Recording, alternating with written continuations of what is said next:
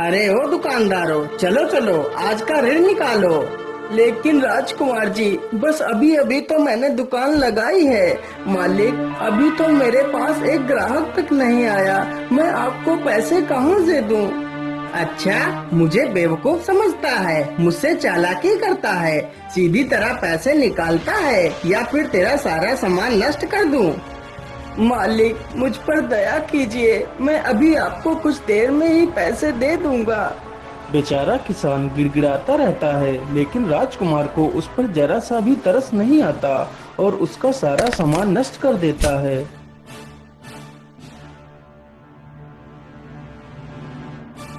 अब बताओ जल्दी से, किस किस को ऋण नहीं देना है? नहीं नहीं मालिक, ये लीजिए ऋण। हाँ हाँ मालिक, मैं तो आपको ऋण देने के लिए आपकी कब से प्रतीक्षा कर रहा था।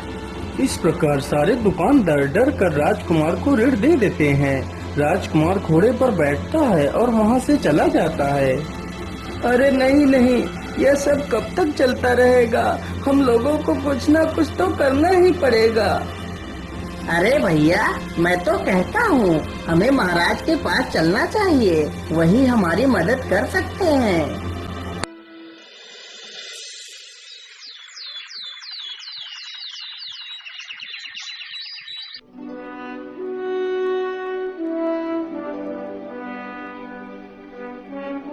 बोलिए गाँव वालों, आप लोगों को क्या तकलीफ है और आप लोग इतना परेशान क्यों दिखाई दे रहे हैं?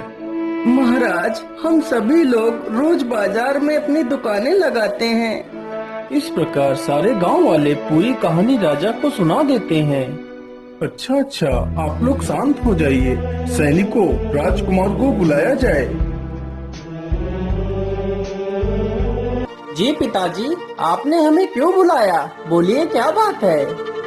चंद्रवीर, तुम हर रोज गांव वालों से ऋण मांगकर उन्हें क्यों परेशान करते हो? आखिर तुम ऐसा क्यों करते हो? पिताजी, ये सारे गांव वाले बाजार में अपनी दुकानें लगाते हैं, तो इन्हें ऋण तो देना ही पड़ेगा। लेकिन चंद्रवीर, हमने तो आज तक इनसे कोई भी ऋण नहीं लिया, तो फिर तुम इन लोगों से ऋण क्यों मांगते हो? वो पिताजी, मैं इन लोगों से ऋण... नहीं नहीं चंद्रवीर, आज से तुम इन लोगों से कोई ऋण नहीं मांगोगे, ये मेरा आदेश है।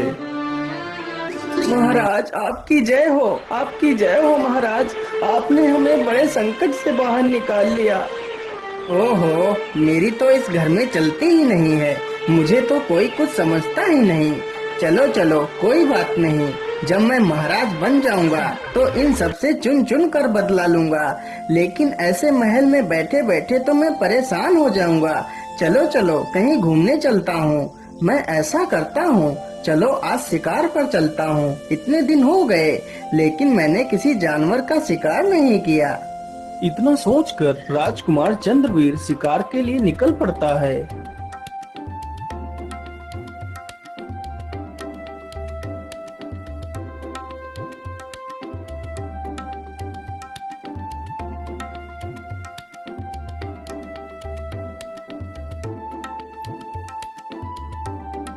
क्या करूं, आज तो शिकार कहीं दिखाई नहीं दे रहा है। मुझे लगता है आज मुझे यहाँ से भी निराश होकर ही लौटना पड़ेगा। चलो चलो, अब घर वापस लौट चलता हूँ। ये सारी बातें सोचकर राजकुमार जंगल से वापस लौटने लगता है।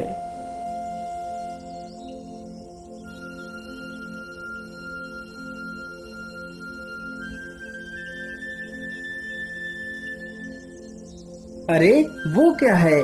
मुझे लगता है वह तो कोई हिरन है। हाँ हाँ, वह हिरन ही है। चलो चलो, जल्दी से इसका शिकार करता हूँ। राजकुमार जैसे ही हिरन के नजदीक पहुंचता है तो वह हिरन वहां से भाग पड़ता है। हिरन के पीछे भागते भागते राजकुमार हिरन के ऊपर निशाना लगा देता है और कुछ ही देर में राजकुमार हिरन के ऊपर तीर चला देता है। तीर सीधा हिरन को जा लगता है। हे राम, इस दुष्ट ने मुझे मार डाला। हे प्रभु, मेरी सहायता करो। अरे राम राम राम, ये क्या हो गया? ये तो हिरन के वेश में एक साधु था। हे दुष्ट इंसान, तुमने मुझे क्यों मारा? मैंने तुम्हारा क्या बिगाड़ा था? लेकिन बाबा, मैंने आपको एक हिरन समझकर आपके ऊपर तीर चलाया था। अरे दुष्ट, तू इन मासूमों को क्यों मारता है? आखिर इन बेजुबानों ने तेरा क्या बिगाड़ा है? इन्हें भी दर्द होता है, तकलीफ होती है। तू अपने मनोरंजन के लिए इन बेजुबानों को मारता है। जा, मैं तुझे श्राप देता हूँ, तू भी एक बंदर बन जाएगा। जब तू खुद एक जानवर बनेगा तब तुझे इन जानवरों का दर्द समझ आएगा। बाबा, मुझे क्षमा कर दीजिए बाबा, मुझसे बहुत बड़ी भूल हो गई बाबा। मैं अपने अहंकार में चूर होकर इन मासूमों पर जुल्म ढाता रहा। बाबा, मैंने बहुत सारे पाप किए हैं, पर मुझे क्षमा कर दीजिए बाबा। मैं आज के बाद कोई गलत कार्य नहीं करूँगा, मुझे ये श्राप मत दीजिए। साधु को उसके ये वचन सुनकर उस पर दया आ जाती है।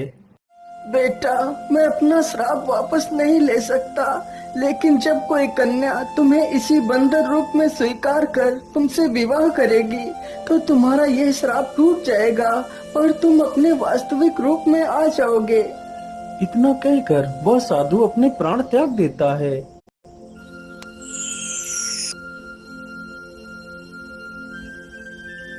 अरे, ये क्या हो रहा है मेरे साथ? देखते ही देखते कुछ ही देर में राजकुमार एक बंदर बन जाता है। हे भगवान, ये क्या हो गया? मैं तो सच में एक बंदर बन गया। ठीक है, यही मेरे गुनाहों की सजा है। इतना कहकर वह बंदर अपने राज्य महल की तरफ निकल पड़ता है।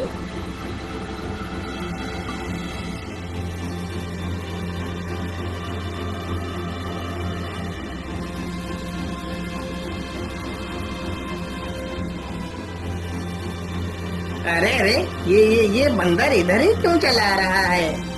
अरे भाई, तो इसमें इतना परेशान होने की क्या जरूरत है? आने दो, इसे आने दो। अभी इसके पिछवाड़े पर 4-5 डंडे मारेंगे तो खुद ब खुद यहाँ से भाग जाएगा। अरे ओ मूर्ख बंदर, तू मुंह उठाकर यहाँ कहाँ चला आ रहा है? चल भाग यहाँ से।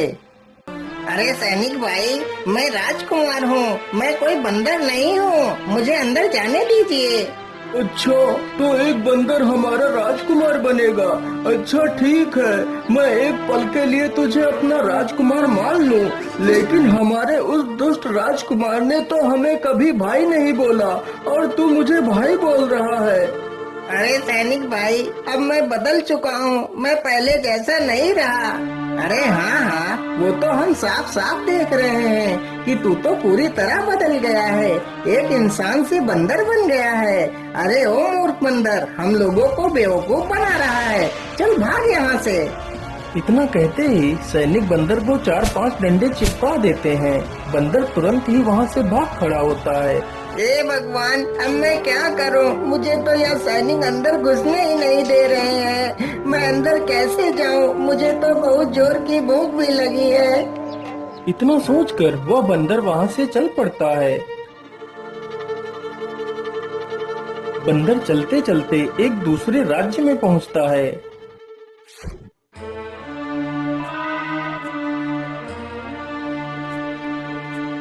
अरे, खाना तो मिल गया, चलो चलो जल्दी से ये खाना खा लेता हूँ। वह खाना एक किसान का था जो पास में ही खेत की जुताई कर रहा था। बंदर जैसे ही अपना हाथ आगे बढ़ाता है तभी किसान अपना डंडा आगे बढ़ा देता है।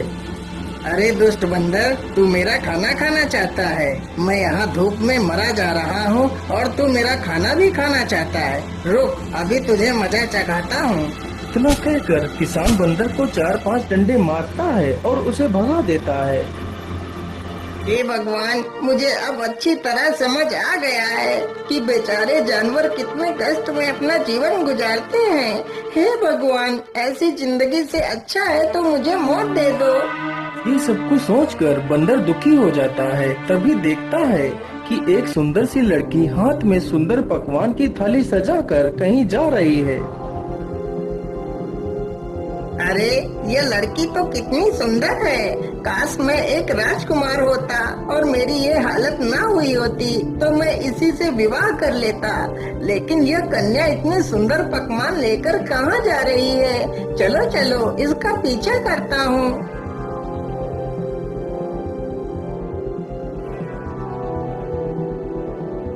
राजकुमारी खाने की थाली को ले जाकर एक गुफा के पास रख देती है और चुपचाप वहाँ से चली जाती है। अरे वाह वाह, ये लड़की तो कितनी महान है जो जानवरों के लिए खाना रखकर चली जाती है। और एक मैं था जो खुद जानवरों को ही खा जाता था, लेकिन अब ये सब सोचकर क्या फायदा। चलो जल्दी से खाना खा लेता हूँ, मुझे तो ये खाना देखकर रहा ही नहीं जा रहा। इतना सोचकर बंदर तुरंत जाता है और पूरी थाली को चट कर जाता है। जो खाना बंदर खा गया था वह खाना एक डायन के लिए रखा गया था। राजकुमारी रोज उस डायन के लिए खाना गुफा के पास रखकर चली जाती थी। डायन की यह शर्त थी, जिस दिन डायन के लिए खाना नहीं रखा गया तो वह डायन उस राजकुमारी को खा जाएगी।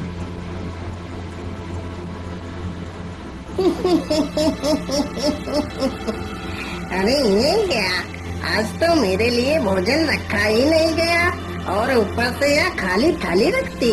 राजकुमारी, आज तू मेरे हाथों से नहीं बच पाएगी। आज मैं तुझे मार कर तेरा मांस खाऊंगी। हे भगवान, तो वह खाना इस डायन के लिए था, ये मैंने क्या कर दिया। अब तो यह डायन उस बेचारी राजकुमारी को मार डालेगी। अब मैं क्या करूं? अरे नहीं नहीं, मैं ऐसा नहीं होने दे सकता। बंदर इतना सोच ही रहा था कि तभी डायन राजकुमारी को उठाकर ले आती है। अरे राम राम राम, यह डायन तो सच में राजकुमारी को उठाकर ले आई है। चलो चलो, मैं भी इसके पीछे पीछे गुफा में घुस जाता हूँ।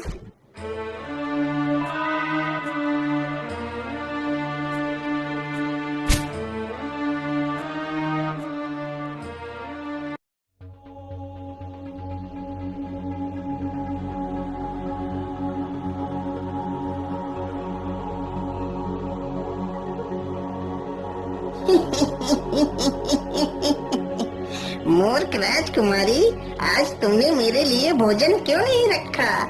अरे आप ये क्या कह रही हैं? मैंने तो आपके लिए खाना रखा था। अच्छा, तो तू मुझे मूर्ख बना रही है। आज मैं तुझे मार कर तेरा मांस खाऊंगी। अरे बाप रे बाप, यह डायन तो राजकुमारी को मार ही डालेगी। मुझे कुछ ना कुछ तो करना ही होगा। तभी बंदर को एक मजबूत डंडा दिखाई पड़ता है। बंदर तुरंत उस डंडे को उठाता है और पीछे से जाकर डायन के सिर पर जोर से मारता है। इतना कहकर डायन वहीं पर गिरकर बेहोश हो जाती है। बंदर जल्दी से राजकुमारी का पिंजरा खोल देता है और जल्दी से दोनों गुफा से बाहर की ओर निकलने लगते हैं।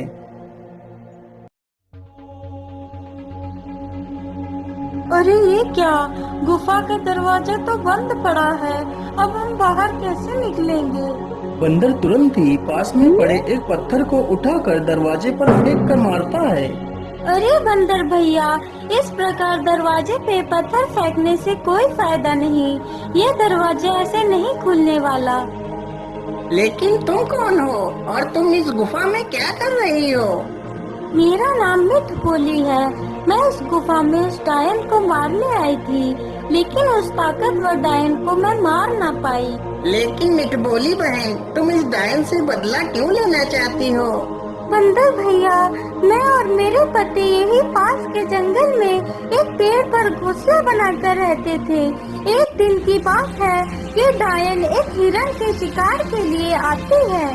डायन जैसे ही हिरन पर वार करती है, तभी वह हिरन मेरे पेड़ के सामने से हट जाता है और उस डायन का वार मेरे पेड़ पर पड़ जाता है और पेड़ गिर जाता है, जिसकी वजह से मेरे पति और मेरे अंडे उसी पेड़ के नीचे दबकर मर जाते हैं।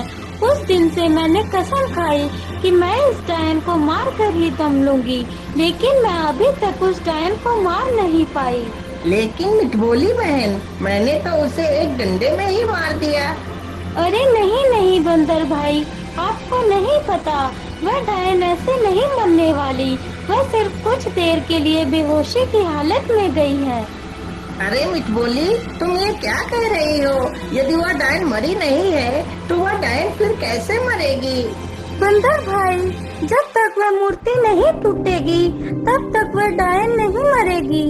अरे मिठभोली बहन, तुम किस मूर्ति की बात कर रही हो? मुझे जल्दी से बताओ। बंदर भैया, यदि तुम उस मूर्ति को देखना चाहते हो तो चलो मेरे साथ। मिठगोली तुरंत ही उन दोनों को उस मूर्ति के पास ले जाती है जिसमें उस डायन की आत्मा थी। अच्छा, तो तुम सारे चूजे मिलकर मुझे मारने की योजना बना रहे हो। रुको रुको, मैं अभी तुम लोगों को मजा चखाती हूँ। डायन तुरंत ही अपनी जादुई छड़ी से उन तीनों पर वार करती है, लेकिन जैसे ही डायन वार करती है तभी वह तीनों मूर्ति के सामने से हट जाते हैं और डायन का वार सीधा मूर्ति पर पड़ता है, जिसकी वजह से मूर्ति टूट जाती है और वह डायन समाप्त हो जाती है। डायन के मरते ही गुफा का दरवाजा खुल जाता है और तीनों ही उस गुफा से बाहर चले जाते हैं। अरे बंदर, तुम तो कितने बहादुर हो जो तुमने मेरी इस डायन से रक्षा की है। अरे राजकुमारी जी, मैं कोई बंदर नहीं हूँ, मैं एक राजकुमार हूँ। फिर वह बंदर अपनी पूरी कहानी राजकुमारी को सुनाता है। मेरा यह रूप तभी बदलेगा जब कोई लड़की मुझे इसी बंदर रूप में स्वीकार कर मुझसे विवाह करेगी। यदि ऐसी बात है तो मैं तुम्हारे साथ विवाह करूँगी। फिर वह राजकुमारी और वह बंदर एक मंदिर में विवाह कर लेते हैं। विवाह संपन्न होते ही बंदर अपने वास्तविक रूप में आ जाता है। अरे वाह राजकुमारी जी, यह तो चमत्कार हो गया। मैं तो वापस अपने वास्तविक रूप में आ गया। फिर वह दोनों अपने राज्य की ओर लौट जाते हैं और खुशी खुशी रहने लगते